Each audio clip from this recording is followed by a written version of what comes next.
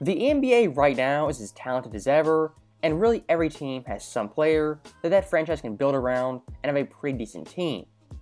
And with that being the case, making top 25 lists, top 50, even top 100 lists are extremely hard. Now, with that being said, when it comes to ESPN, their top 100 list always is garbage. So what I want to do today, I want to look back at that list and choose 5 players who have completely exposed ESPN and their horrible rankings.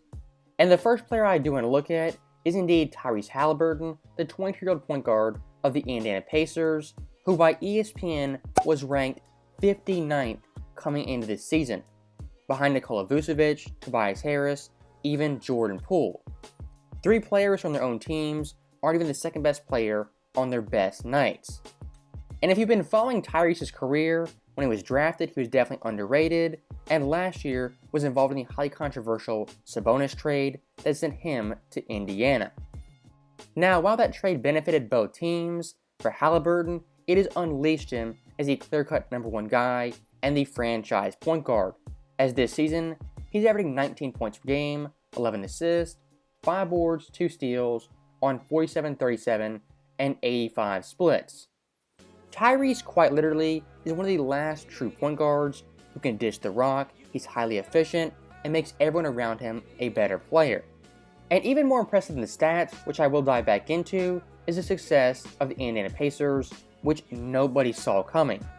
As heading to the year, they were booked as the 5th worst team in the NBA, behind the Magic, as was the Pistons, who right now are the 2 worst teams in the league. Even crazier than that, they were supposed to win only 24 to 25 games, a mark they're already halfway to. And with Halliburton at the helm of this Indiana Pacers team, they're not only winning more games, but their offense is at historic levels. As for the Pacers franchise history, right now, they're averaging the most points per game since the ABA days and the most assists since Reggie Miller had hair. And if you do watch Indiana Pacers games, you know their offense, it's high-paced, they're unselfish, and Halliburton is the unquestioned playmaker and the leader of this team. And looking at his stats, once again, he's averaging 11.2 assists, the most in the NBA. If you look at NBA history and players who average 11 assists in the season, right now Tyrese has the second lowest turnover rate, only behind Chris Paul in 2008, who finished second in MVP voting.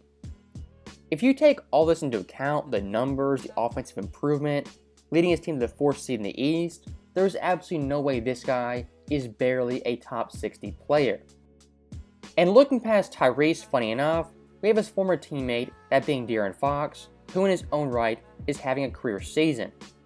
And being one of the 5 Kings fans in the NBA and a big Durant fan, I was pissed when I saw ESPN rank him 54th coming into this season. And look, I do understand that Sacramento, they're not a marquee franchise, a flashy team that has tons of fans who watch them. But if you follow Durant individually, you know this guy is all-star worthy, and for a while, has been vastly underrated. And looking at Durant's overall play right now, he's averaging 24 points, 6.0 assists, 4.9 boards on impeccable 53, 39, and 82 splits. Not only one of the league's best scorers, but efficiency-wise, he's up there with the best in the game. As looking around the NBA at 20-point-per-game scorers, Durant ranks 6th in true shooting percentage and 4th in 3-point percentage. And him nearly shooting 40% from deep compared to his previous seasons is a major improvement. And also one thing I do want to note is Durant's finishing at the rim and in the paint. As right now among guards, he ranks 4th in the NBA in made field goals, ahead of John Morant, and 2nd in overall percentage. And looking at the Kings' overall roster right now, they're deep and they're hungry to make the playoffs, as Fox is paired with Sabonis, a bona fide all-star, and their offensive depth is second to none. Sacramento this year, offensively, is up there with the best teams, not only in the NBA this year, but all of history, as they rank 3rd in offensive rating, 3rd in pace, 2nd in true shooting percentage, and 2nd in points per game. In nearly all those categories, the only team in the NBA right now who rivals them is the Boston Celtics, who statistically are the best offense in NBA history. I think it's pretty fair to say De'Aaron Fox deserves some credit for that, and this year should be a shoo-in for the All-Star game. And looking past De'Aaron Fox, but staying in the West, we have another point guard, that being Shai Gilgeous-Alexander, who coming into the season was ranked 48th by ESPN, just ahead of De'Aaron Fox. And looking at SGA so far this year, he's the clear-cut most improved player and will undoubtedly be a first-time All-Star. As looking at his overall play this season, he's averaging 31 points per game, 6.1 assists, 4.9 boards on 51, 34, and 92 splits. This right here for SGA was 100% a breakout season, as the past 2 years before this, he'd only played 91 total games, and this year has erupted like a volcano. And looking around the NBA right now, SGA is 5th in overall scoring. And for Oklahoma City's franchise, he's their 4th player ever to average 30 points per game, and their 1st since Westbrook back in 2017. And looking at Oklahoma City's overall team, I don't want to downplay them too much, but for SGA, he is carrying this team offensively, as his 2 highest scoring teammates combined don't average as much points as him, and he barely has 3 double-digit scores. You can make a really strong case SGA, outside of Giannis, is the only player on his roster who's their best offensive player, defensive player, most clutch player, and averages 30 points per game. It really is mind-boggling SGA was ranked so low by ESPN, behind McCollum, Maxey, and even Draymond Green. This guy right now is one of the best offensive players in the NBA, and debatably the best shooting guard. And looking past SGA, next up, we have Zion Williamson, one of the most polarizing players in the entire NBA. And I'm going to say it off the bat, a lot of you guys watching this video owe Zion a big fat apology, no pun intended. As last year, you saw a lot of things about Zion Williamson being overweight, out of shape, calling him Greg Oden 2.0, the Pelicans shouldn't re-sign him. You saw all that nonsense. Through all of that, I remained silent, and I said nothing about Zion with the New Orleans Pelicans. As from watching the NBA, I always bet on the player to prove the fans and the media wrong. And when it comes to Zion this year, he 100% has done that on a stacked Pelicans team.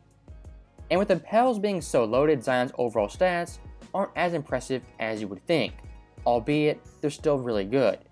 Averaging 23 points, 7 boards, 4 assists on 59, 33, and 71 splits. On an individual level, these stats don't scream MVP or an all-time great player. But once again, adding that context, being on a stacked roster, Zion this year 100% is living up to the hype. And looking around the NBA right now, there are 43 players averaging at least 20 points per game. Out of those players, Zion Williamson ranks 42nd in field goal attempts and 2nd in field goal percentage, only behind Nikola Jokic. The overall efficiency for Zion right now is basically a mini Shaq, as if he gets in the paint, he's scoring an extremely high clip. As compared to the entire NBA right now, he ranks 2nd in made field goals in the paint, only behind Giannis at just under 70% shooting. As it stands right now, Zion 100% should be an All-Star, and New Orleans should be a serious threat to make the NBA Finals. Now, looking at our last NBA star who exposed ESPN, we jump to the top 10, where they rank Kevin Durant at number 8. Now look, in the playoffs versus Boston, he was pretty bad, but being ranked 8th off 4 games is pretty egregious. And looking at this season, Kevin Durant has bounced back in a big way and kind of is flying under the radar. As of right now, he's averaging 30.4 points per game, 6.5 boards, 5.3 assists on 55, 36, and 92 splits. Looking at KD's career, this is his highest scoring season since 2014 when he won MVP. And compared to the entire NBA right now, he ranks 3rd in true shooting percentage and has the highest free throw percentage for a 30-point per game season in NBA history. It's no secret the Brooklyn Nets, they've been a dumpster fire and a target for the NBA media.